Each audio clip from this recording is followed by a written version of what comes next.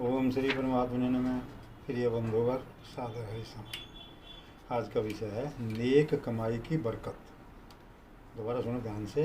नेक कमाई की बरकत यानी कमाई नेक होगी तो वही बरकत करेगी, वही ठीक रहेगी, यानी वो आपको लाभ देगी। ये कल्याण का एक लेख है, मेरे को अच्छा लगा, मैं आपको सुना रहा हूँ। किसी सत्यन का लिखा हुआ है ये। आज से अनेकों वर्ष पूर्व भारतवर्ष एक सच्चा तथा उन्नतिशील और सब देशों का शिरोमणि देश था। इसमें बहुत से वीर प्रजापालक राजा तथा ब्रह्मनिष्ठ ब्राह्मण रहा करते थे, जो अपनी अपनी विद्या में पूर्ण निपुण तथा धर्म पालक थे।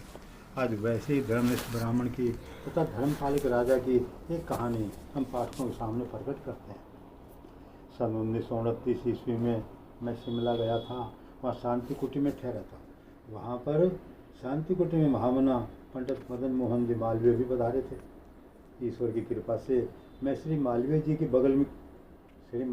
बगल की कोठी में ही था और प्राय उनके दर्शन करता था। एक दिन बात ही बात में प्रसंग छिड़ गया। मैंने कहा कि यदि परम धनवान डेल कार्नेगी के समान धन होता तो समाज की सेवा करने का बहुत अच्छा सुअवसर प्राप्त होता, परंतु आजकल धन पैदा करना बड़ा ही कठिन कार्य है।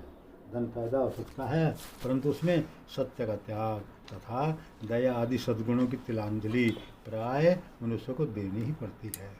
पंडित जी बोल उठे, नारायण दास जी, ये आपकी भूल है।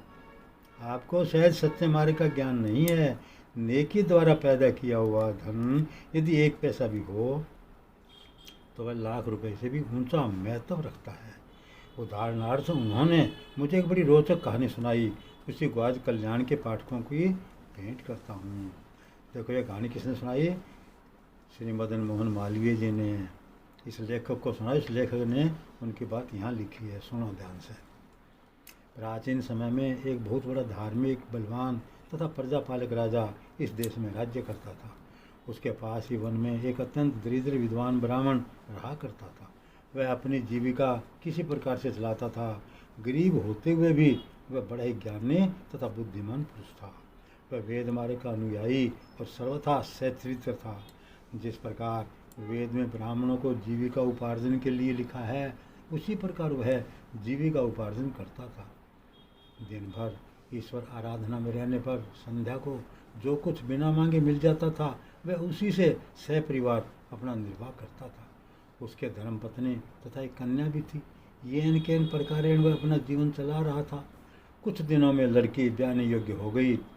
एक दिन ब्राह्मण और ब्राह्मणी अपनी कन्या के विवाह के विषय में बातचीत कर रहे थे। ब्राह्मण ने अपनी धर्मपत्नी से कहा कि विवाह तो होना चाहिए, परंतु धन का संग्रह कहाँ से करें? ब्राह्मणी ने कहा, आपका यश चारों दिशाओं में व्याप्त है, इसलिए आप जहाँ भी जाइएगा वहीं आपको पर्याप्त धन मिल जाएगा। ब्राह्मण पत्नी की सम्मति के अनुसार राजा के पास गया। द्वारपालों ने जाकर राजा को समाचार दिया कि एक दरिद्र ब्राह्मण आपको दर्शन देने आया है। राजा द्वारपाल से उन महामना ब्राह्मण का नाम सुनकर स्वयं द्वार पर आ गया और अपने साथ उन्हें भीतर लाकर अपने निकट सिंहासन पर बैठाया एवं कुशल क्षेम पूछी। तदुपरांत राजा ने कहा, महाराज आज्ञा दीजिए, मैं आपकी क्या सेवा करूं? ब्राह्मण बोले, मैं भिक्षा के लिए आपके पास आया हूँ। राजा ने कहा, जो आज्ञा, और अपने कोषाध्यक्ष को बुलाकर आज्ञा दी कि अभी 10 सहस्र मुद्रा लाकर महाराज को भेंट करो। ब्राह्मण ने कहा, यह क्या दे रहे हैं, ये तो बहुत थोड़ा है। राजा ने फिर अपने कोषाध्यक्ष को आज्ञा दी कि 20,000 स्वर्ण मुद्रा भेंट दो। ब्राह्मण ने कहा कि यह भी थोड़ा है। राजा ने इसी तरह बढ़ाते बढ़ाते अंत में कहा कि मैं अपना सर्वस्व आपको देता हूँ तथा आपका दास बनता हूँ। यह सुनकर ब्राह्मण ने फिर कहा, यह भी अल्प है, यानी थोड़ा है। इतने पर भी संतुष्ट न होने पर राजा ने कहा, तो मैं अब आपको क्या अर्पण करूं? ब्राह्मण ने कहा, राजन, आपने निष्कपट पाप रहित और परित की इच्छा से स्वयं सच्चा परिश्रम करके जो कुछ कमाया हो वही मुझे दीजिए। राजा ने सोचकर कहा, अच्छी बात, मैं आपको वही दूंगा, आप कृपया कल तक ठहरिए। अपनी प्रजा के सुख दुख का हाल जानने और सच्चे कमाई का पैसा लाने के लिए राजा रात के 10 बजे उठा और अपनी पोशाक बदलकर शहर में घूमने निकला। शहर में देखा कि सब लोग चैन की नींद सो रहे हैं, परंतु एक लोहार ने अपना काम अभी जारी कर रखा है। उसे देखकर राजा ने विचारा कि अवश्य ही इसको कुछ आर्थिक कष्ट है, यहाँ काम करके कुछ कमाना अच्छा है। फिर निकट जाकर उससे प्रार्थना की कि ए भाई, मैं बहुत गरीब आदमी हूँ, अगर कोई काम तुम्हारे पास हो तो तुम दे दो।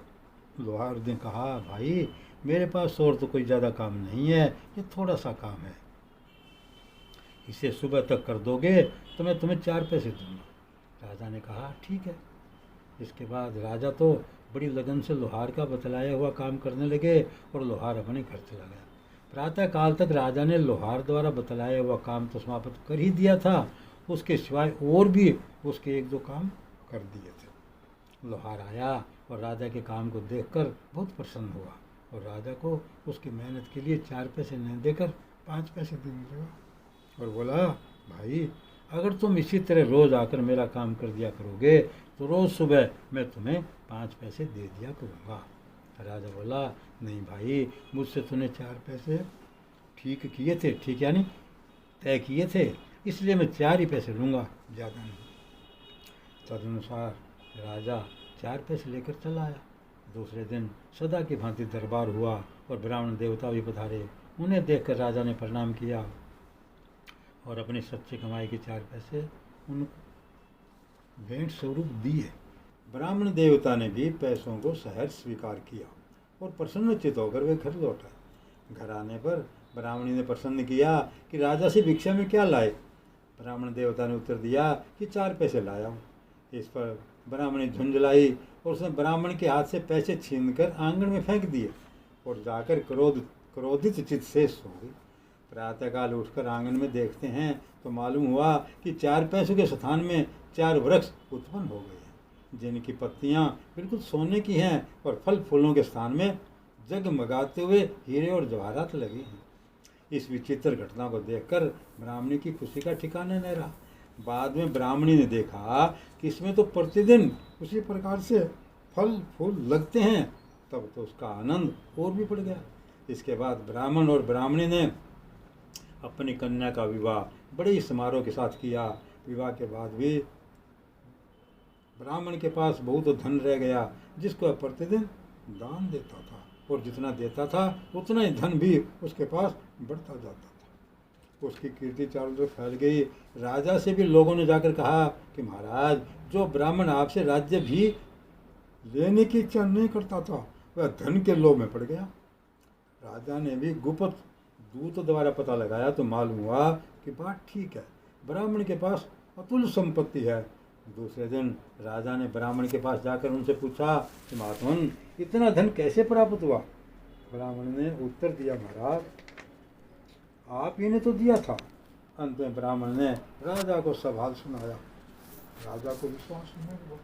अंत में उन्होंने पेड़ उखाड़े तो उनकी जड़ में 4 पैसे भी मिले। सारांश यह है कि नेक कमाई के पैसे की बरकत तथा वृद्धि यद्यपि पहले धीरे धीरे होती है, किंतु पीछे तो अत्यंत ही अधिक हो जाती है और वह मनुष्य को सब प्रकार से सुखी और संपन्न कर देती है। बस भाई आज इतना ही, बाकी फिर करेंगे।